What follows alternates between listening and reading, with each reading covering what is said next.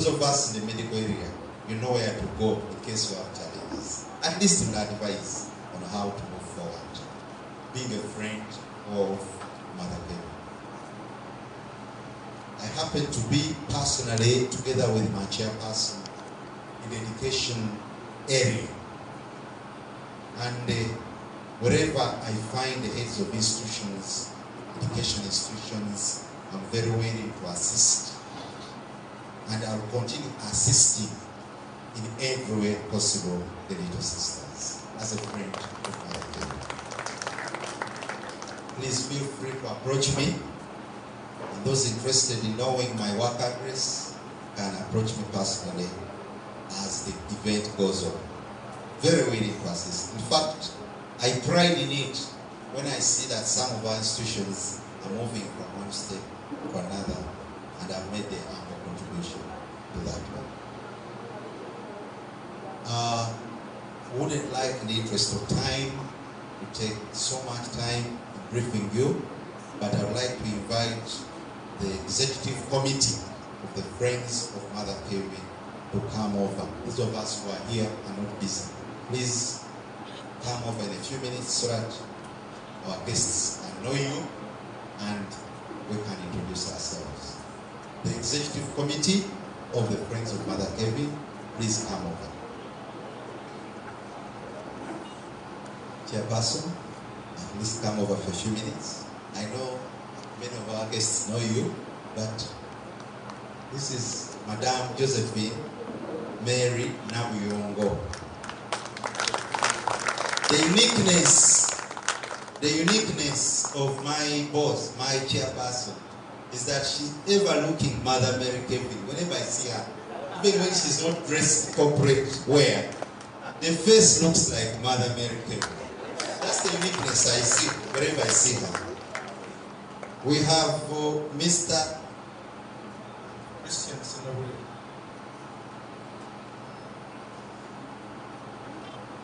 The executive members and responsible for sitting here this evening. I'm the chairman of the organizing committee of the election.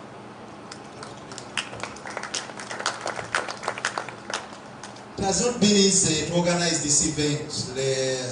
Our honored guests, Dr. Peter Chimboa. The person behind all this meticulous organization you see is Mr. Christian Senawule.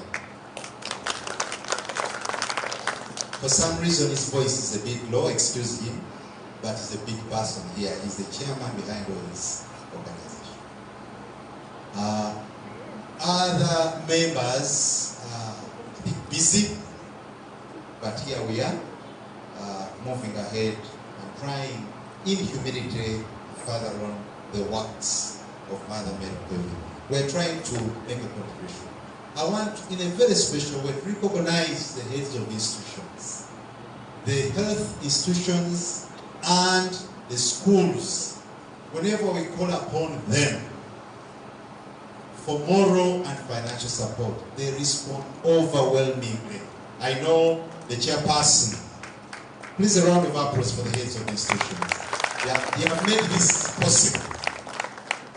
The chairperson will definitely, in a special way, have to mention in greater detail in recognition of the heads of the institutions.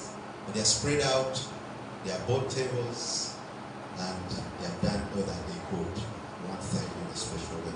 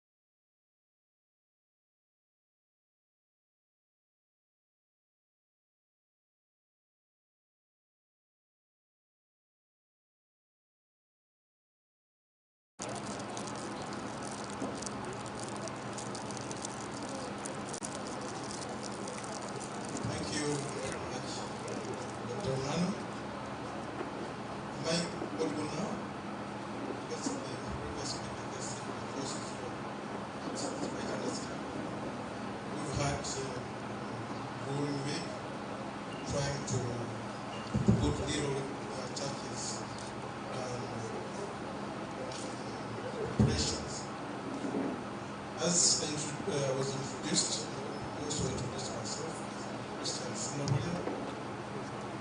Also, a friend, Mother Kevin and little sisters. But my work address is Christian Graphics, where I offer printing services. Let me first of all start by recognizing Mother General, the Superior, Superior,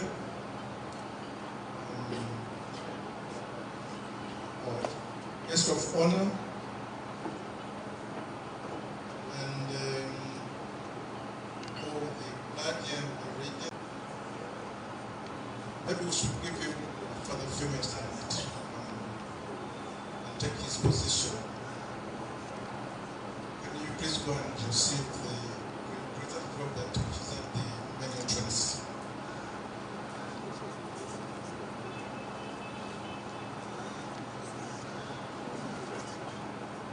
I beg your indulgence, please.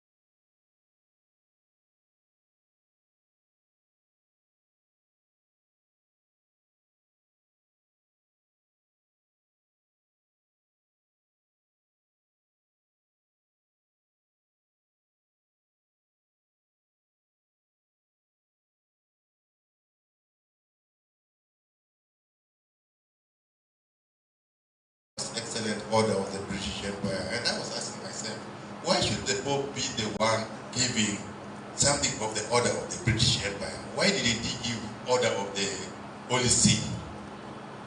But the Pope gave it to her.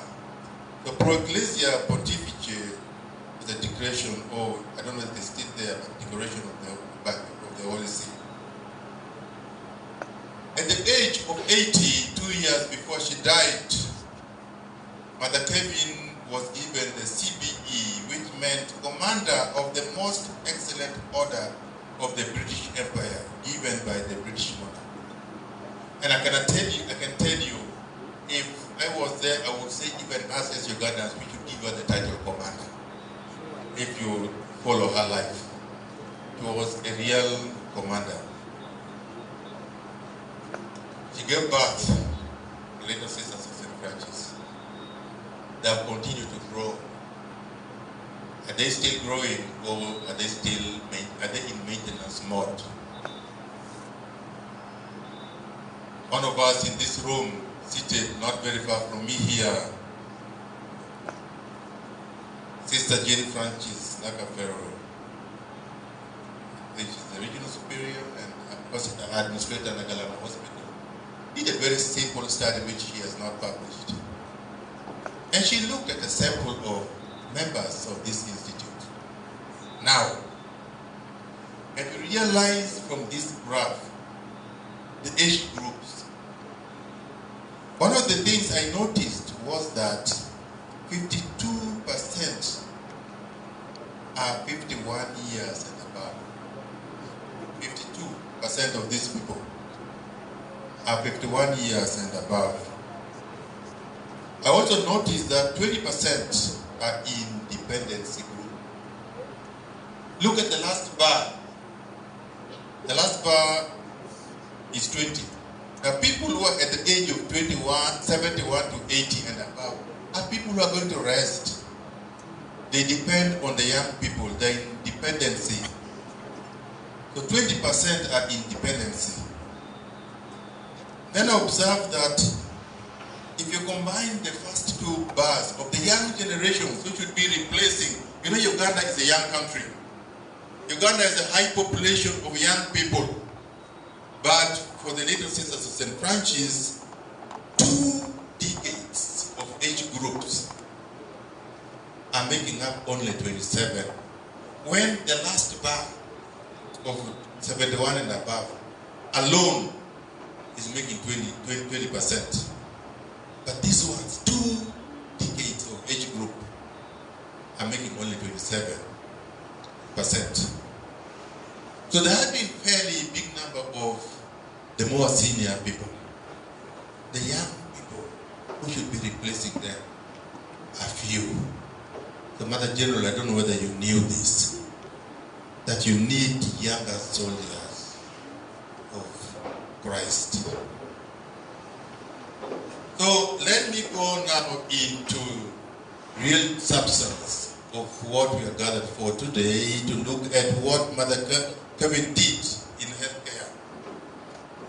Healthcare was a major part of her ministry, and she started a number of facilities, as we have mentioned. In 1903, she started a dispensary under mango tree near the convent in Zambia. I will still go and take a picture of that tree. I wanted to take a picture, and I want to say here that Vicar General was very disturbed when the tree under which Kisubi Hospital was started was cut. It was there until recently. Those are very unifying, motivating symbols. And this tree that where Mother Kevin started is still there, let it be preserved. In 1909, she started the expansion of this dispensary into what we now have in Zambia Hospital. And I hope I got it right. That was the year she started Nagalama Hospital, 1903. She was expanding Zambia dispensary in the hospital and also started Nagalama Hospital 23 miles away.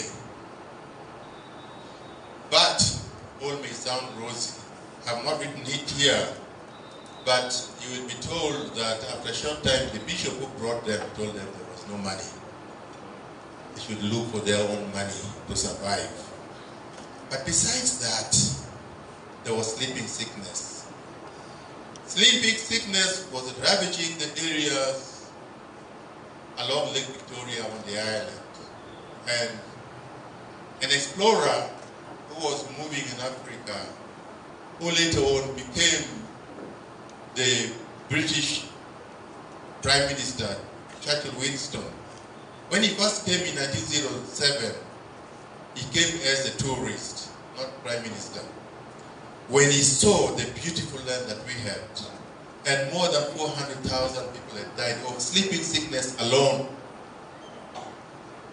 on these areas along the shores of Lake Victoria, he called it the beautiful garden of death. In 1908, beautiful garden of death. We also had smallpox, bubonic plague, and tropical diseases such as malaria, dysentery were rife. And due to lack of care, infant mortality and maternal death were very high. In 1910, 7 years after this flu had come, Mother Paul, who had led them, returned home due to ill health. And Sister Kevin, besides her work in healthcare and other things, was given the task to build up and direct the missionary work. This is 1910. These experiences of the first 7 years, especially the high infant and maternal mortalities, made Mother Kevin decide to study midwifery. Because she had come simply as a nun. She didn't know anything about healthcare, but she was here starting health facilities and trying to provide care. She requested Cardinal Bone of Westminster to allow her to study midwifery, and the Cardinal refused, because the canon law at the time did not allow religious to do maternity work. However, she insisted. She insisted, and with permission of the bishop, attended what was called a modified course in obstetrics in Alsace, in France. And I've been wondering what that modified course was, which was not similar to midwifery. But she studied, she insisted. And in doing this, she showed assertion, resilience, and challenged the status quo for the good of humanity. When she went home for the chapter, her cousin, who was also a nun, once made what I saw as a careless statement about the high infant mortality and the struggle Mother Mary Kevin was making to save lives. She said, "But you baptize hundreds of those infants. Doesn't that satisfy you?" Because Mother Kevin was trying to get more sisters to come and help. And she was very disturbed. And her cousin said, "But why are you disturbed?" So to her cousin, even if those children were dying, provided you are baptizing them, they're going to God, no problem. Mother Kevin said, "That's grace. That's a grace, certainly. I don't deny it. But we won't build a living church on dead babies. We must help the living." That is a statement to us also today. Many times we even organize very expensive funerals for people who are dead, whom we did not want even to take care of when alive. In reference to the restriction by the canon law not allowing nuns to train as midwives, Mother Mary Kevin said in 1919 that, "Believe me, that legislation will soon be changed, at least for the missionary countries." She said it, true to her words. In 1936, 17 years later, the Holy See lifted that restriction from the canon law. even the Catholic Church changes its laws and principles. With the help of Dr. Evelyn Connolly from Ireland, whom she met when she had gone home, and Dr. Evelyn Connolly arrived in April 1921. With her help, she started enrolled midwifery training here in Zambia. And she did this amidst the lack of financial support from government and her congregations. I have been in the health sector for a while, and I can tell you out of the over 40 years, Professor Romano said, I have worked both in government and in the church. But even when I was in government for 18 years, I was deployed in the church. Many times in the church, we are fearful of taking difficult decisions. They're very fearful. She took the decision amidst the lack of money. She rejected the colonial government's suggestion that her private school, they call it her private school, which she was going to start, should be controlled by the Anglican Church Missionary Societies in Mango. She insisted and got approval from government to start the school for training Catholic midwives. And we are told that a highly placed government official in the medical department at that time made this statement about Mother Mary Kevin. She's an amazing woman. The whole department may have firmly decided that she cannot have approval for her private enterprises. But she calls on us. She does not stop. She keeps going to them. She calls on us. She is perfectly simple. She goes as a simple person. She's perfectly charming, but perfectly inflexible. I love that one. Perfectly inflexible. Invariably, each time she went, each time she did this, she got what she had gone for. Invariably, she was proved right. She was a wonder. A woman totally dedicated to religion. And he said, she keeps us all on our secular toes. He summarized Mother Mary Kevin. In 1932, Mother Mary Kevin set up her first leprosarium in Nyenga, near the source of the Nile. And later on, Buloba in 1938. I read in some document that Buloba was started in 1932, and so, but from our own records in UCMB, and also reports that we get every year from those hospitals, but also other documents. I have it from many sources that these facilities were started in 1932 and 1938.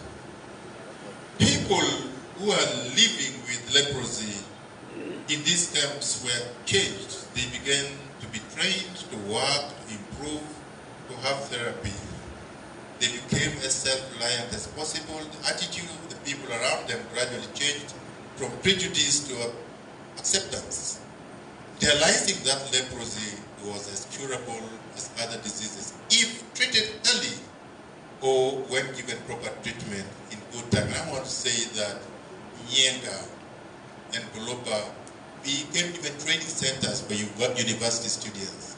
Also, when I was in the medical school, some of our colleagues were sent there to Buloba. I was sent to Kumi for my experience in treating leprosy.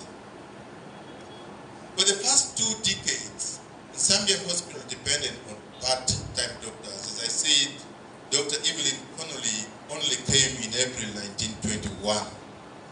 She helped to start the midwifery school, and of course later also helped to start the nursing school.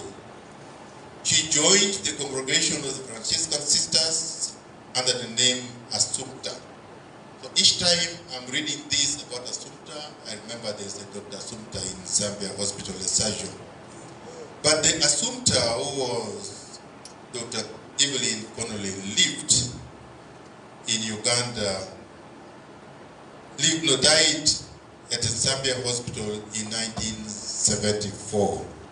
So I think if you deduct 1921, it means she lived in this place for 53 years. The whole of her profession, she was here 53 years. I'm stressing this. How many of us today dedicate their lives to this sort of thing? Chief guest, overall, from Mother Kevin to Little Sisters of St. Francis, they have, over the years, opened 25 health facilities. 25 health facilities in Uganda and Kenya.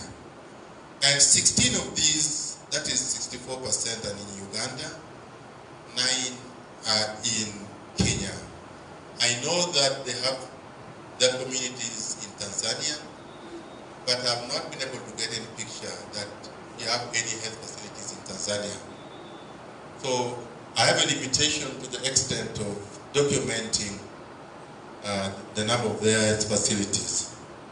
So remember that the first health facility was started in Uganda in 1903, and the first one in Kenya, Kanzalo, was started in 1946. Mother General have been wondering from 1946 why this health facility is still a health center. It has not even grown into a hospital. Kanzalo.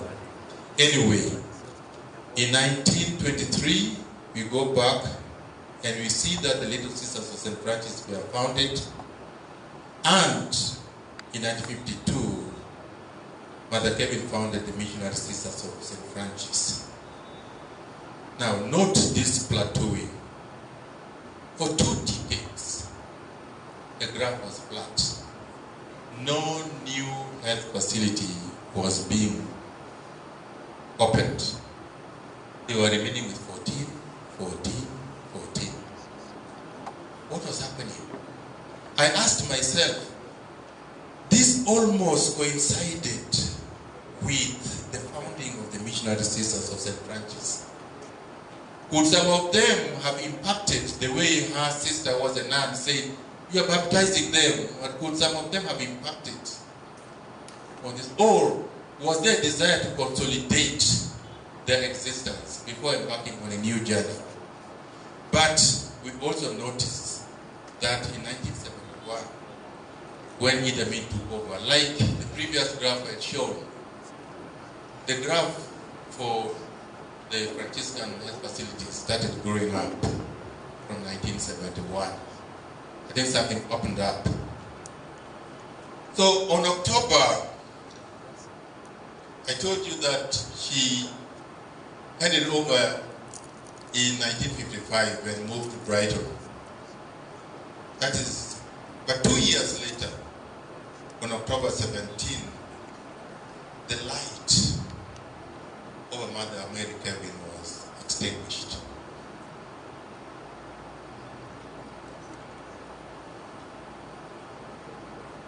And the curtain dropped. This great dancer went back home to the Lord. That was the day she passed on, quietly in her bed, and that was discovered in the morning that she had passed on quietly after a series of tiring meetings in the day. She was not sick. She held meetings and meetings the day before on the 17th or the 16th, and she passed on in the quietness. She left, but today, health facilities of the Franciscan family from her to Little Sisters St. Francis are in those areas, and you can see that they cover, the lower side is the St. Andrew's Bikira Maria Center 4 in Masaka, and up northeast you have Luala Hospital. These facilities are in 8 dioceses. The 8 dioceses of Jinja, Kampala Diocese, Kasana Luero, Kinamitiana Diocese, Lugasi Diocese, Masaka Diocese, Soroti, and Tororo Diocese. That's where they are in Uganda. The other are in Kenya. Apart from treating people, they have contributed to production and development of human resources for health. We have heard that they opened the midwifery school in 1921 and the nursing school in 1935. Over the years, we could not get data from 1921 until the graduation of 1938, which means the first graduation down that you are seeing, the 174, was the cohort of people who joined 3 years earlier. To date, there have, from 1938, graduated 2,284 midwives, 1,999 nurses, and 943 laboratory technicians and laboratory assistants. That's a total of 5,225 people that have graduated from that time. Recently, they also introduced the bachelor's degree course, and they have graduated 125 in Bachelor of Midwifery Sciences and 160 in Bachelors of Nursing Sciences, totaling 285 bachelor's degree graduates here in Zambia. Can we clap for them?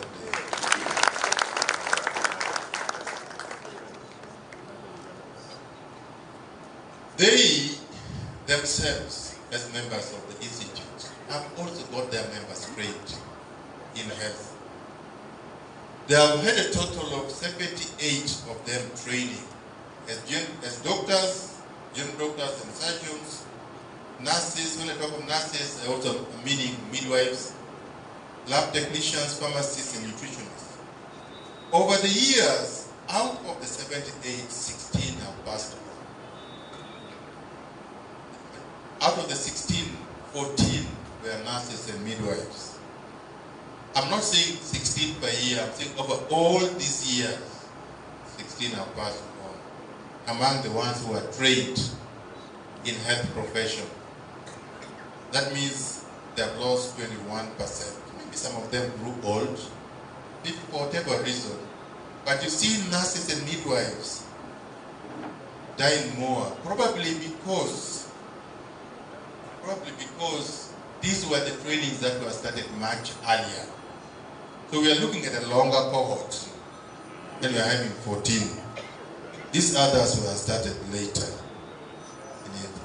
So they have 62 who are leaving, trained into health. I'm not sure whether the 62 are actively working or not. But I want to observe here, the first member of Little Sisters of St. Francis to graduate as a doctor was Sister Justin Lucy Nachuka. I was praying that she would be in this room.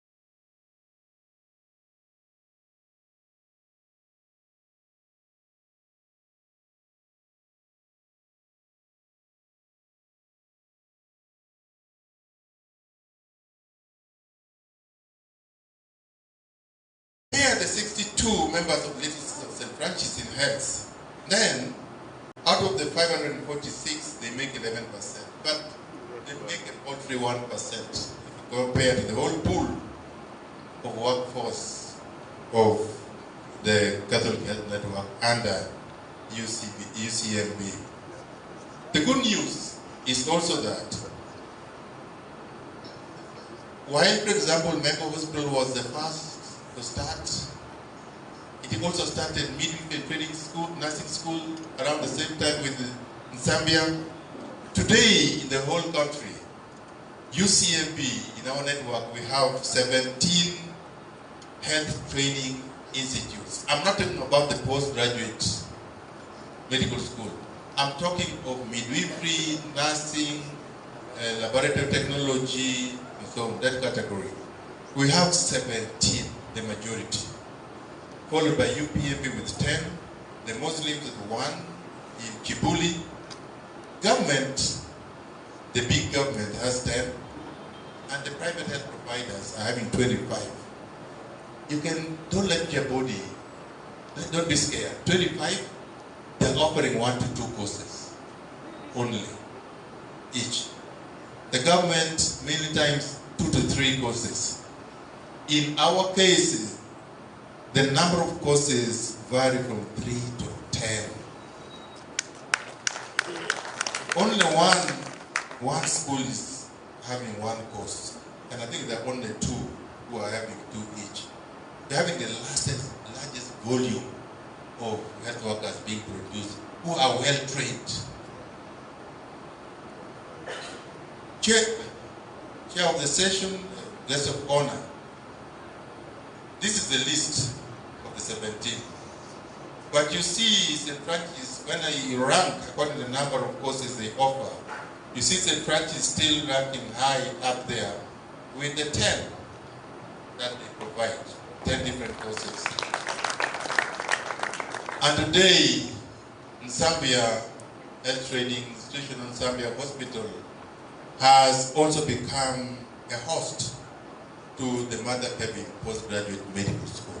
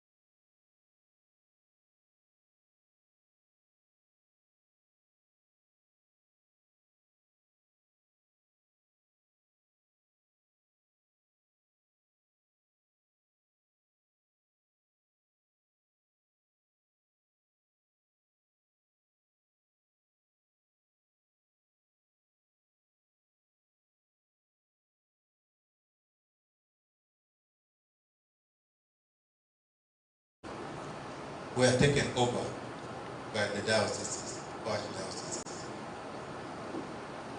They did not even understand that being incorporated meant that they were having the legal right and authority to own and dispose. So most bishops took it that you're working in my diocese, so you can only do something for me, not for yourself. You can open a health facility for my diocese, not for yourself. You cannot own anything. To make it more challenging was that the time they were working, the bishops were Dutch, were Europeans like them. So for them, they were one and the same. So things moved on. But as the sisters, the religious, started understanding the meaning of incorporation, they said, but we also need to have something to us as a group that we manage for Christ within the ecclesial jurisdiction of the diocese of the bishop. So if our facilities are being taken over, I think let us put a break.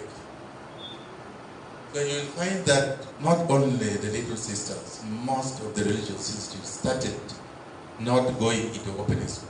They started opening schools though, and I think mainly also they were teaching in schools, not opening theirs for some time. But gradually they started waking up, and now they have their own health facilities. What I've been wondering though, Mother General, you were incorporated in Kenya in 1988. How did you start owning those health facilities in Kenya? Or are you assuming you were owning them? Because to own legally, you should be incorporated. You should be a legal entity that can own, can use, can get the benefit of, dispose, and suffer the loss of the property. Moving forward, therefore, what lessons and memory do we have about Mother Kevin? Guest of honor, Mother Kevin had a lot of successes in community work, in healthcare, education, spiritual growth. He did all this. But all these 2 or 3 pillars from what we have seen. She stood on humility, faith, and resilience. When I read through, I found that she stood on these 3 things, these 3 pillars of humility, faith, and resilience. And what was particularly unique to me about her was that she was so lowly schooled. You remember she dropped out of school at the age of what? 14. She was so lowly schooled. The other schooling she got was the religious formation, but she was highly educated. So is schooling the same thing as education? She was highly educated. Can we thank her for that? The way we form our children today, the way we form our society today, she was highly educated. Although she did not go highway. School. So the 3, humility, resilience, and faith, to me are also biblical, because in St. Paul's second letter to the Corinthians, chapter 2, verse 9 to 10, he says, "For when I'm weak, then I'm strong." Appreciate your humility. Appreciate. You know, remember what the British government official said, simple. She comes, she insists, you know. Find your strength in humility. Then, in his letter to the Philippians, St. Paul, chapter 4, verse 13 says, "Everything is possible in him who has strengthened me." He had faith. She had faith that everything is possible. Because she based her strength in God. And finally, in his second letter to the Corinthians, chapter 4, verse 8, St. Paul says, "We are in difficulties on all sides." Remember the challenges that Mother Kevin had from childhood to when they came here and started. No money, because, when you read the whole story, terrible challenges. We are in difficulties on all sides. Both from within the church, within the congregation, to government, and even back home, some people challenging them. But never cornered. It was never cornered. Never. We see no answer to our problem, but we never despair. Never. That is the lesson for us. So he was guided by God. So what should we be learning, or what should be learned and remembered about Mother Mary Kearney? One, the humility we have just talked about. She offered herself totally to the poor, was non-aggressive. How many times, non-segregative, how many times do we talk about our commitment to the poor, and it remains in our mouths? How many times? Her faith was strong. With confidence, she came into the unknown in Uganda. And she based her life on prayer. She was such a resilient woman. She managed a challenging childhood life, not giving up after the first 7 difficult years in Uganda. Insisted on finding alternative to learning midwifery. When refused by the bishop, she learned the modified obstetrics. A very resilient woman. The fourth thing we need to learn about Mother Mary Kearney is being visionary. Don't do things just now because you're put there to do. See there. Be a giraffe.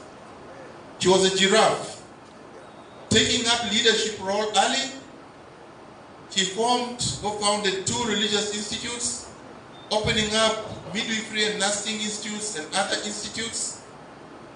And then she worked for continuity. She looked forward not to start, but to ensure continuity of what she started. More importantly, she had the sustained and growing institute of the Little Sisters of St. Francis, whom we are celebrating today with her. The sixth thing we learn is that she had a holistic approach to human development that brought together religion, health, and education. Together. Everywhere, it was the same. Thus integrating spirituality into our services. The seventh thing is the positive assertion and going beyond comfort. If you read how she was moving about among those people with bubonic plague, the sleeping sickness and so on, the priest who died and the rest, and she went into hell. She was there, and she would insist, when she was insisting to the British people, she was insisting for the good. That's why I'm calling it positive assertion. The aim is that healthcare and production of human resources for health in faith-based setting is important. We learned it from her. Train people from the faith-based setting. Her name today serves as the root of the word Kevina. Automatically is associated with the hospitals of charity institute in Uganda. The ninth thing is sustainability and success factors, which in that case, of course, included the founding, engaging, strengthening, and working with local communities, commitment for faith and sacrifice, and continuous innovation for oneself and of the system. Imagine how she struggled to innovate herself. From the time her parents died, she became the nun. She came here. She insisted, went into health, trained herself. I've not talked about the connection, how she got the connection to the United States, even before going there. Innovating herself and innovating the institutes that she had founded. These are some of the lessons I see. We can pick more. So Chief Guest, let me end there and go to some recommendations. The first recommendation is that we need to have renewed commitment to healthcare. We need to renew our commitment to healthcare. We may just be now going on a maintenance mode. We need to rejuvenate. starting with the post-synodal apostolic exhortation of Africa Munus, chapter 139 to 141. And I was privileged, apart from what the moderator said later on when Pope Benedict appointed me as advisor to the Pontifical Council of Health Pastoral Care, I was privileged, was invited by Pope Benedict as an auditory to this synod. The function of an auditory is that you sit in and listen, and then you advise. You don't go in with your own opinion, you listen, then you advise. It states that the commitment of the Catholic Church in healthcare, saying the Church is resolutely engaged in the fight against infirmity, disease, and the great pandemic. We should involve in this recommitment, we should also go beyond the laity and the religious in health promotion and disease prevention.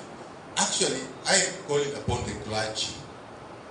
And I know the Vicar General, for him it is not the first time he's hearing me say this. Let us train also the clergy in health. We have heard of what Dr. Brozoli, Father Brozoli, a priest. Let us pray. The religious should rediscover the greater role to play in the health sector. Don't just stay in these health facilities. Create professional interest early in the formation, or enable more religious or the clergy to hear and respond. Hear and respond. You know, that's why I take my name Samuel very seriously. Lord, I've heard you eventually. This is the third time when it was being called. Let the people in our formation, seminaries, religious institutes, get these calls early. Let them know about them. Number two, ensure saving and protecting life remains a priority in the health services. Mother Kevin made that statement. You remember to her cousin, we won't build a living church on dead bodies. We must help the living. Dignity and sanctity of life must go together. 3, health ministry, we have learned, needs strong visionary leadership with strong advocacy and lobby skills like the one of Mother Kevin. Remember, he was described perfectly simple, perfectly charming, perfectly inflexible, and one lady. Invariably proved to be right. Guess what has come for?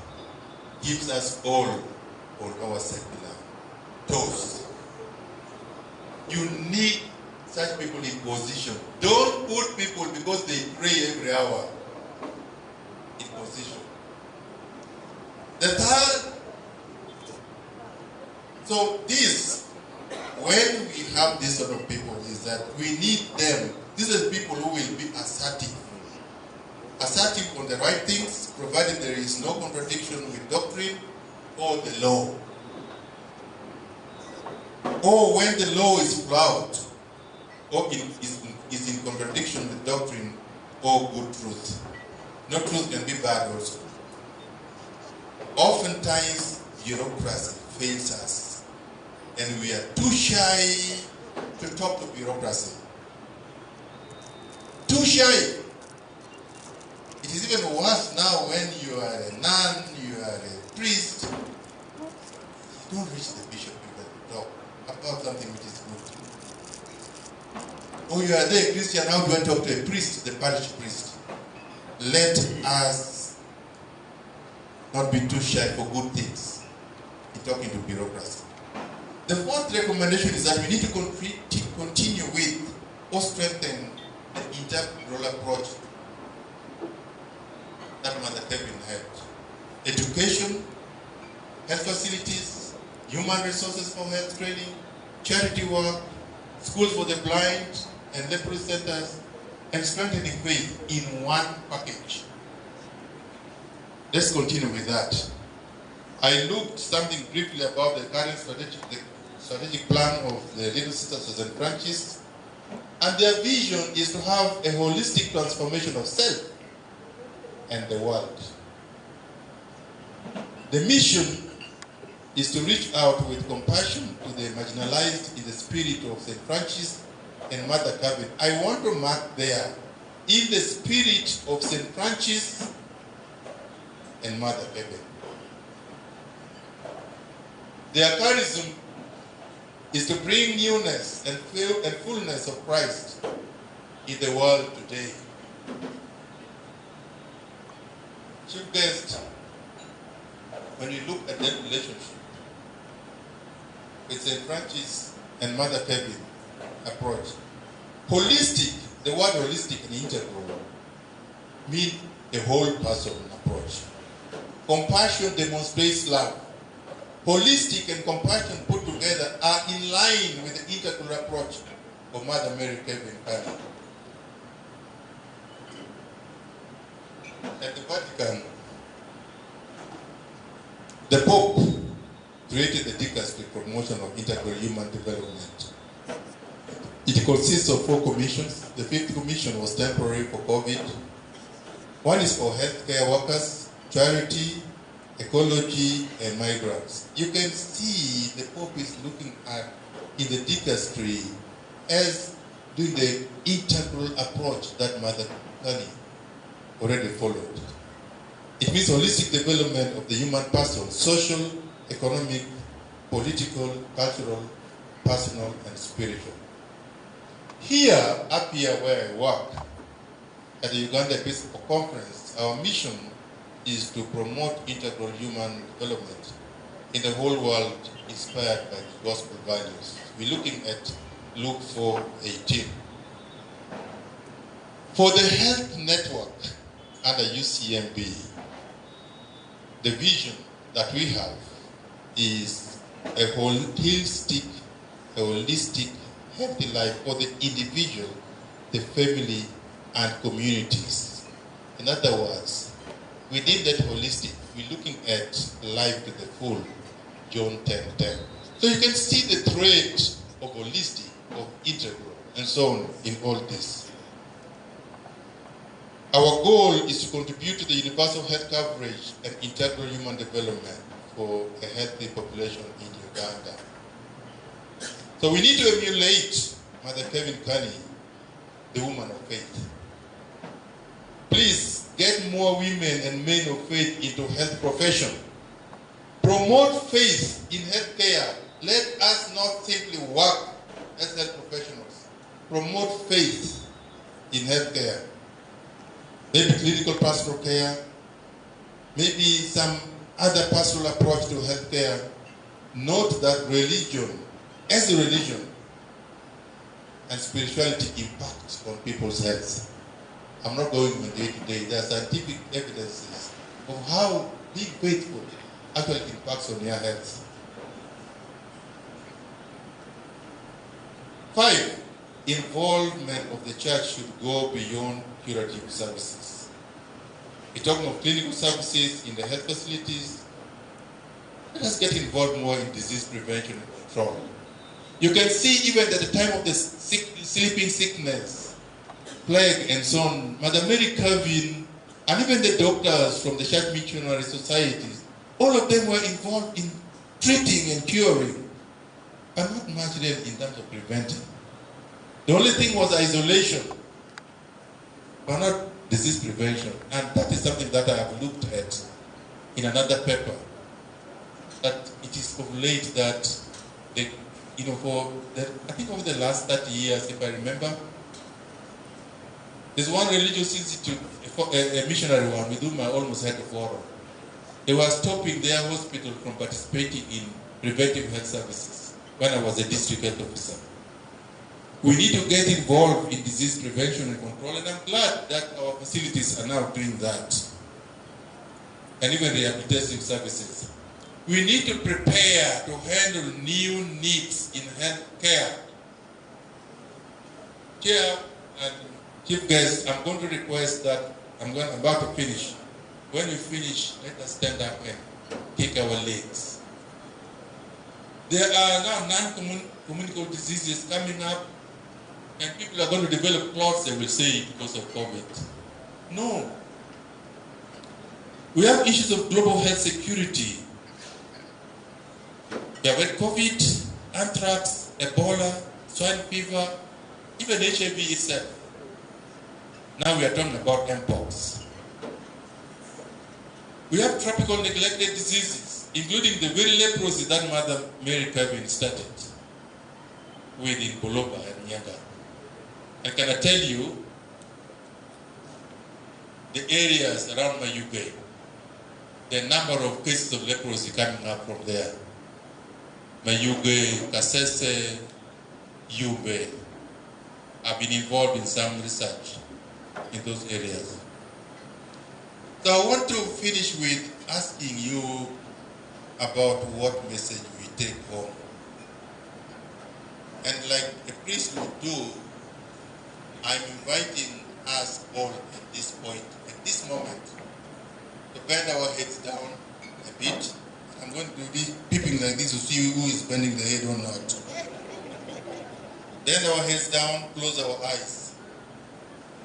Let's close our eyes but open our ears about the message that we need to take home. And in this moment, I would like you to focus on this Mother Mary Kevin Kearney. Just focus on her. Think about her.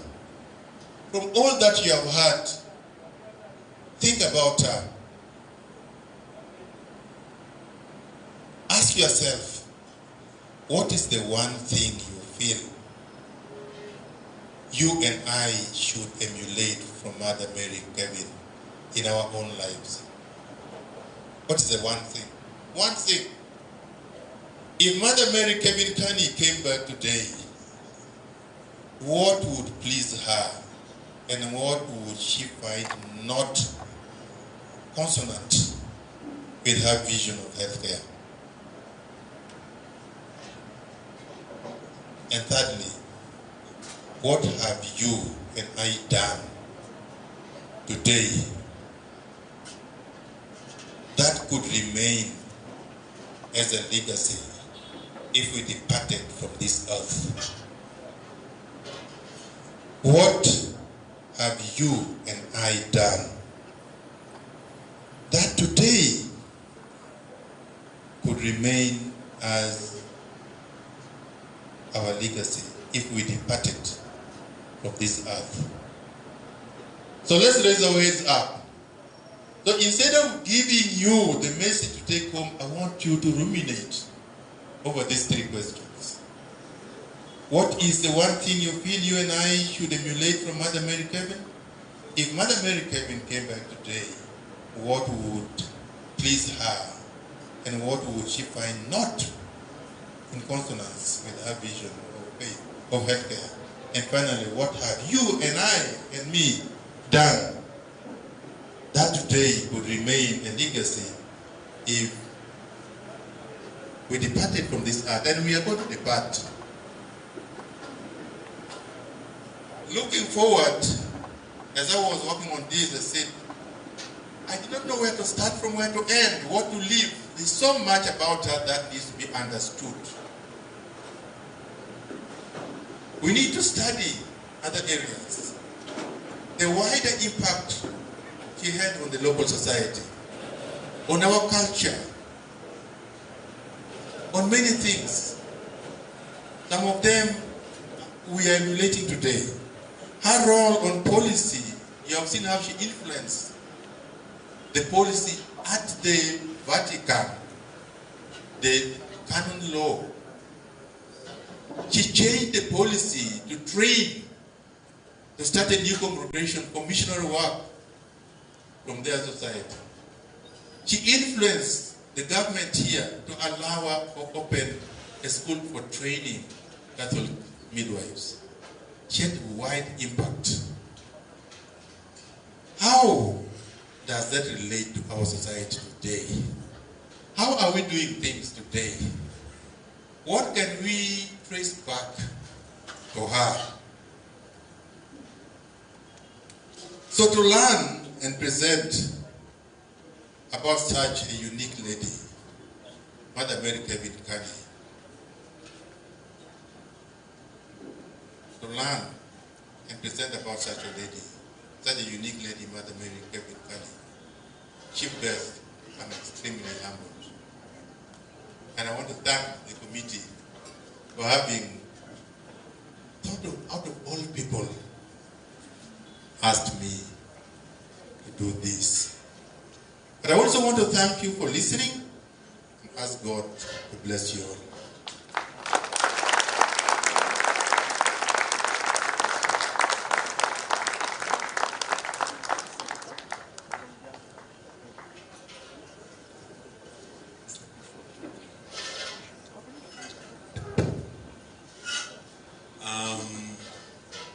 It is a really remarkable speech, a remarkable lecture.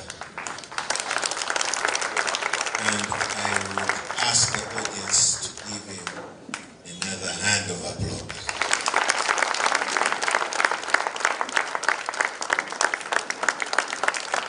And another one. Please let's stand up to give him a hand of applause.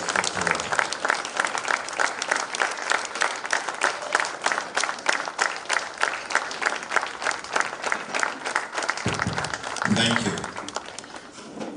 Can I take this opportunity to recognize Monsignor Charles Kasiwati, the Vicar General, who came in just in time to listen to what I would call a life thesis of just one big aspect of Mother Kevin. Thank you, thank you, thank you. I would really recommend at this time that this particular lecture is disseminated.